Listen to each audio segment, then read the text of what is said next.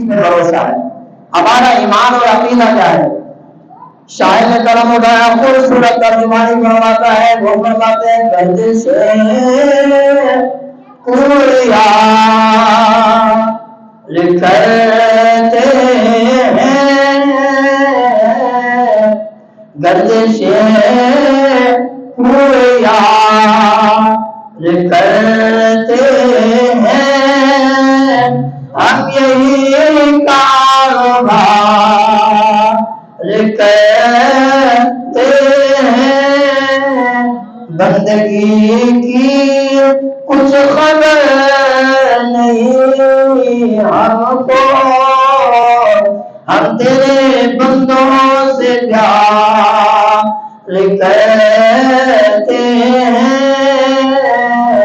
ہم تیرے بندوں سے پیار کرتے ہیں۔ امام عسقلانی رحمت اللہ تعالی کے دل میں خیال آیا، حضور کی بارگاہ میں بیٹھا ہوں، باہر نہیں جاؤں گا، حضور کی بارگاہ میں التجا کرتے ہیں، ہاتھ جوڑ کر، یا رسول اللہ مجھے بھوک لگی ہے، یا رسول اللہ کھانا کھلائے، مدینے کے تاجدار صلی اللہ علیہ وسلم کے غلاموں آپ پھر کتاب پڑھنا شروع کر دی، پڑھتے جا رہے ہیں، پڑھتے پڑھتے فرماتے ہیں تھوڑی دیر گزری، ایک بچہ جس کی عمر 15 سال ہے وہ آیا کھانا لے کر، اس نے کہا اے امام عسقلانی یہ کھانا ہے آپ کھا لیں۔ انہوں نے کہا 3000 لوگ بیٹھے ہوئے ہیں، کسی اور نے کھانا مانگا ہوگا، میں نے نہیں مانگا، آپ ایسا کریں شکلیں بھی ایک دوسرے سے ملتی ہیں، آپ کھانا لے کر آئے، جس کے لیے لے کر آئے ان کو کھلائیں۔ انہوں نے کہا نہیں نہیں میں کھانا آپ کے لیے لے کر آیا ہوں، آپ کھانا لیں اور کھا لیں۔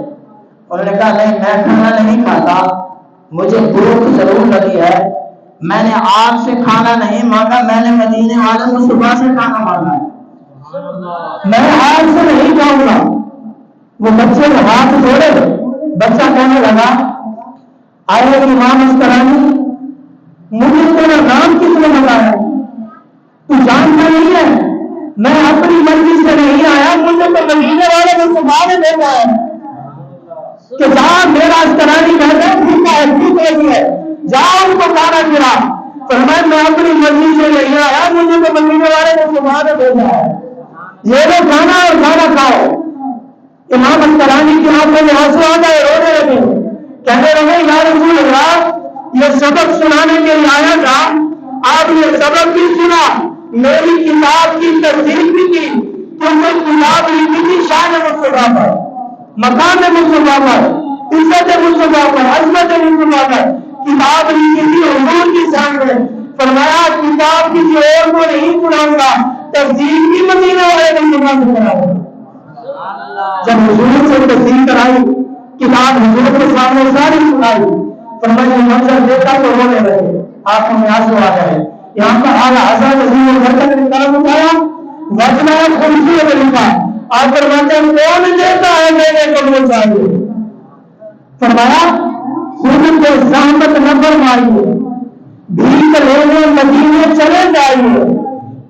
فرمایا کوئی دیتا ہے تو سامنے آئیے، کون دیتا ہے لوگوں کو منہ چاہیے، دینے والا ہے سچا ہمارا نہیں۔ فرمایا غیروں کے دروازے سے زحمت نہ فرمائیے، کوئی دیتا ہے سامنے لائیے، کوئی دیتا ہے دینے کو منہ چاہیے، دینے والا ہے سچا ہمارا نہیں۔ ہمیں بھی یہ سبق ملتا ہے۔ اور ایک آخری وظیفہ بات کرتا ہے، جس بندے کو شوگر ہے نا، میں کسی پیر کا بتایا اور وظیفہ نہیں بتا رہا، اگر کسی بندے کو شوگر ہے وہ چیک کرائے، چیک کرانے کے بعد آ کر یہ عمل کرے، اس کے بعد چیک کرائے، انشاءاللہ مدینے والے وہ صبح کے سر کے آیا اس دوبارے سے صبح آتا ہوگا۔ 3 مرتبہ آپ نے سورۃ القدر پڑھی، انا انزلناہ فی لیلۃ القدر، اور 3 مرتبہ آپ نے سورۃ کوثر پڑھی ہے، 6 مرتبہ اثر آخر 11 مرتبہ درود پاک پڑھنا ہے، پانی پر دم کرنا ہے، یہ پانی پی لینا ہے، اللہ قرآن کی برکت سے آپ کو شفا عطا فرمائے، آپ کی شوگر کی بیماری ختم ہو جائے گی۔ اور اس واقعے سے ہمیں یہ درس ملتا ہے جب بھی پریشان ہو لوگوں کو نہ سنائے، حضور فرماتے ہیں جب تم سناؤ گے اور زیادہ ذلیل ہو جاؤ گے. جب اپنے ٹکڑے مدینے والے مصطفیٰ کو سناؤ گے تو میں اللہ تبارک و تعالیٰ ان پر جہنم سے جلدی نجات عطا فرما دے گا. دعا اللہ تبارک و تعالیٰ کہ چند کا دعا آپ کا قبول فرمائے. میں اس لیے آیا تھا کیونکہ میرا شہید ہے.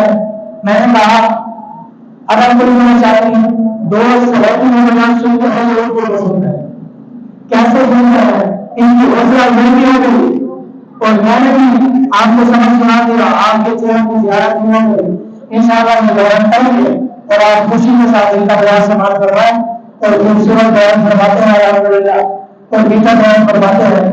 میں دعا کروں گا اللہ تبارک و تعالیٰ ان کے علم میں عمل میں مزید برکت عطا فرمائے.